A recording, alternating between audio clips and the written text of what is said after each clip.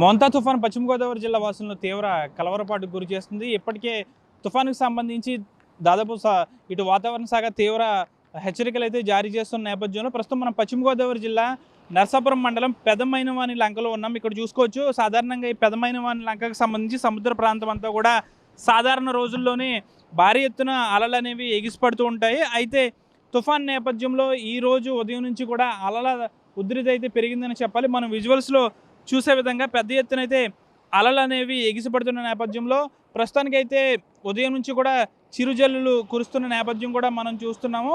అయితే పశ్చిమ గోదావరి జిల్లాకు సంబంధించి ఇప్పటికే వరి పంటకు సంబంధించి కొన్ని పంట పొలాలు కోత దశకు వచ్చాయి. ప్రస్తుతానికైతే అవి కూడా ఈ తుఫాను ప్రభావంతో తడిచిపోయే నేపథ్యంలో అధికారులు అయితే రైతులను కలవరపాటుకు గురి చేస్తుంది. కాబట్టి రైతులు ఎవరు ఆందోళన చెందాల్సిన అవసరం లేదంటూ కూడా అధికారులు కూడా హెచ్చరిస్తున్నారు.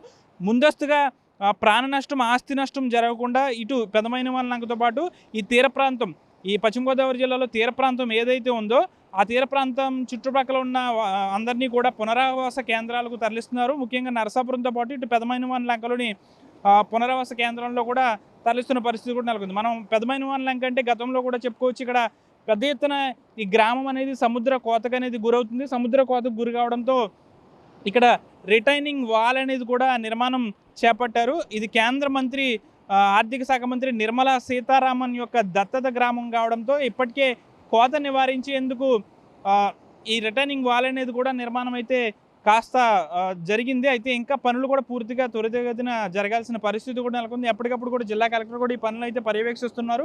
ముఖ్యంగా చూసుకోవచ్చు, ఈ మోంతా తుఫాన్ నేపథ్యంలో ఈ సముద్ర తీర ప్రాంతంలో ఉన్న ప్రజలందరూ కలవరపాటుకు గురవుతున్నారు. ఎందుకంటే కాకినాడ తీరంలోనే ఇది తీరం దాటే అవకాశం ఉంది. కాబట్టి పశ్చిమ గోదావరి జిల్లాకి పెద్ద ఎత్తున ఎఫెక్ట్ వచ్చే అవకాశంలో ఇప్పటికే వర్షం మొదలైంది.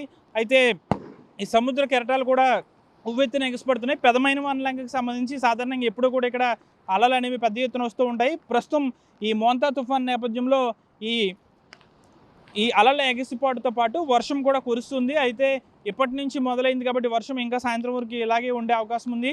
దీనికి సంబంధించి పూర్తి వివరాలు, ఈ మోంతా తుఫాన్కి సంబంధించి పశ్చిమ గోదావరి జిల్లాలో ఉన్న తీర ప్రాంతం నుంచి ఎప్పటికప్పుడు లైవ్ కవరేజ్తో పాటు ఎప్పటికప్పుడు అందరూ చూసే విధంగా కూడా ఆర్టీవీ ప్రత్యక్ష ప్రసారం చేస్తుంది. ముఖ్యంగా అధికారులు ఒకటే చెప్తున్నారు, తుఫాన్కి సంబంధించి ప్రస్తుతం కొంచెం పరిస్థితులు ఉన్నప్పటికీ కూడా ఎవరు ఏమీ లేదు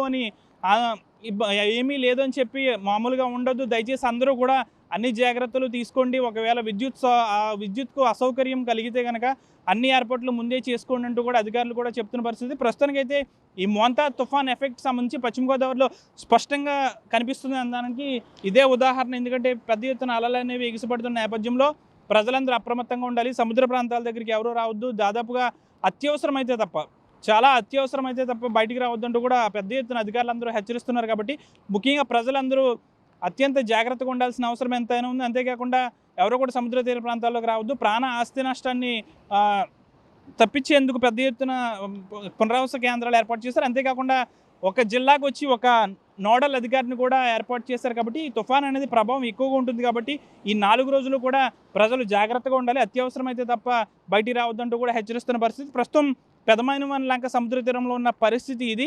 ఇంకా ముందు ఇంకా పెద్ద ఎత్తున కెరటాలు ఎగిసిపడే అవకాశం ఉన్న నేపథ్యంలో అధికారులందరూ కూడా ఇటు ఎవరిని కూడా రానివ్వని పరిస్థితి కూడా నెలకొంది. ప్రస్తుతం ఎప్పటికప్పుడు ఈ మోంతా తుఫాన్కి సంబంధించి ఆర్టీవీ ద్వారా ఎప్పటికప్పుడు మినిట్ టు మినిట్ అప్డేట్స్ అనేవి మీకు అందిస్తూ ఉంటాం.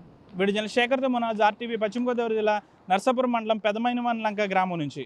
తెలుగులో న్యూస్ కి ఫాస్టెస్ట్ యాప్ ఇప్పుడు టోటల్లీ న్యూ అవతార్లో జస్ట్ 5 seconds లో కంప్లీట్ న్యూస్.